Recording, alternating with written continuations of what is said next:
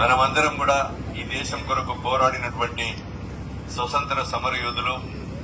ఈ దేశ స్వతంత్రం కొరకు అమరులైనటువంటి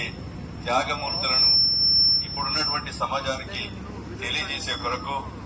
డాక్టర్ బాబాసాహెబ్ అంబేద్కర్ రాసినటువంటి రాజ్యాంగాన్ని ప్రజలకు వివరించే కొరకు, డాక్టర్ బాబాసాహెబ్ రాసినటువంటి రాజ్యాంగాన్ని కించపరిచే విధంగా, బాబాసాహెబ్ ను అంబేద్కర్ గారిని అవమానపరిచే విధంగా ఈరోజు అమిత్ షా లాంటి, మోడీ లాంటి, మాజీ ముఖ్యమంత్రి కేసీఆర్ లాంటి వ్యక్తులు మరి కించపరుస్తూ అవహేళన చేస్తున్నటువంటి పరిస్థితుల్లో ఈ దేశం కొరకు నెహ్రూ 12 సంవత్సరాలు జైలు జీవితం అనుభవించి నెహ్రూతో పాటు పోరాటం చేసినటువంటి చరిత్ర కాంగ్రెస్ పార్టీ నెహ్రూ కుటుంబానికి ఉంది. అదేవిధంగా నెహ్రూ కేబినెట్ లో మరి డాక్టర్ బాబాసాహెబ్ అంబేద్కర్ గారు కార్మిక శాఖ మంత్రిగా, వ్యవసాయ శాఖ మంత్రిగా, న్యాయశాఖ మంత్రిగా ఉండి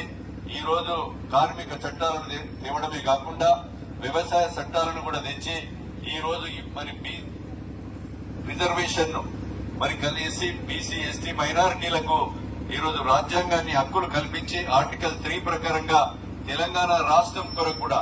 మనం ఈ రోజు వారు డాక్టర్ బాబాసాహెబ్ రాసినటువంటి అంబేద్కర్ రాజ్యాంగం ప్రకారంగానే శ్రీమతి సోనియా గాంధీ తెలంగాణ రాష్ట్రం ఏర్పాటు చేయడం జరిగిందని మీకు ఈ సందర్భంగా నేను తెలియజేస్తున్నాను. కనుక సోదరులారా, మీరు ఒకటే ఆలోచన చేయాలి. ఈ రోజు నెహ్రూ గారి మరి ఇందిరాగాంధీ వారి కూతురు ఈ రాష్ట్రం దేశం కొరకు అనేకమైన ప్రభుత్వ భూములను పట్టాలు చేసి, అదేవిధంగా ప్రైవేటు బ్యాంకులను వాణిజ్య బ్యాంకులు చేసి పేదలకు రుణాలు ఇప్పించి, పేదలకు పట్టాలు ఇచ్చి, హక్కులు కల్పించి 20 సూత్రాల పథకాన్ని బడుగు బలహీన వర్గాలకు, దళిత గిరిజన జాతికి అమలు చేసినటువంటి మరి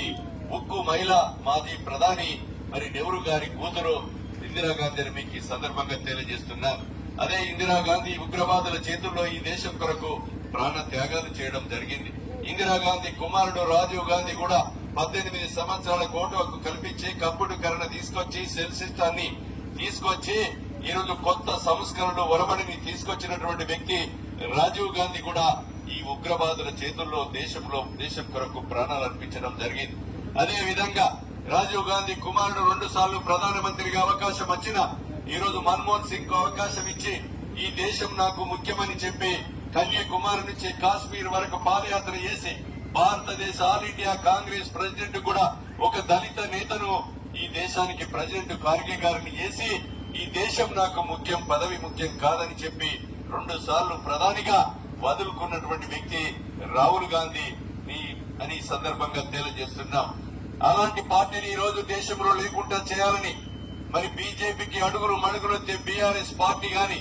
ఇతర పార్టీలంతా కూడా ప్రజలు గమనించి నవతరం ఇప్పుడున్నటువంటి సమాజానికి తెలియజేసే కొరకే జై బాపు, జై భీమ్, జై సంవిధాన్ అనే కార్యక్రమాన్ని ప్రతి గ్రామాన తెలియజేయాలని ఈ రోజు ఏఐసిసి ఖార్గే గారి నాయకత్వంలో, సోనియా గాంధీ, రాహుల్ గాంధీ నాయకత్వంలో, మహేష్ గౌడ్ నాయకత్వంలో, రేవంత్ రెడ్డి గారి నాయకత్వంలో ఈ కార్యక్రమాలు నిర్వహించడం జరుగుతుందని మీకు ఈ సందర్భంగా తెలియజేస్తున్నాం. కనుక సోదరులారా, ఒక స్వతంత్రం తెచ్చిన పార్టీ, తెలంగాణ ఇచ్చిన పార్టీ, ఈ దేశం కొరకు ఇందిరాగాంధీ, రాజీవ్ గాంధీ ప్రాణ త్యాగాలు చేసినటువంటి కుటుంబాన్ని 2029 ఏప్రిల్లో రాహుల్ గాంధీని ప్రధానమంత్రిగా చేసేంత వరకు అట్టడుగు అడగారిన బడుగు బలహీన వర్గాలు, కార్యకర్తలు ఒక యుద్ధ సైనికుల లెక్క పని చేయవలసినటువంటి ఆవశ్యకత మనందరి మీద ఉందని మీకు ఈ సందర్భంగా నేను తెలియజేస్తున్నాను.